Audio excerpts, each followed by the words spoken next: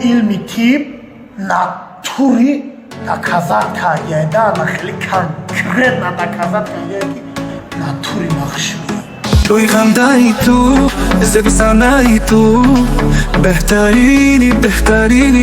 غالی بکو مردی قهرمانی خاکسوری زمانی دستگیری به نوایان غالی بکو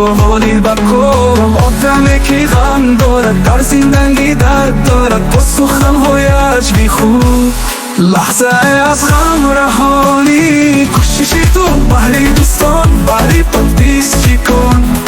بحریان شخصی غمگین بحریان شخصی دلگیر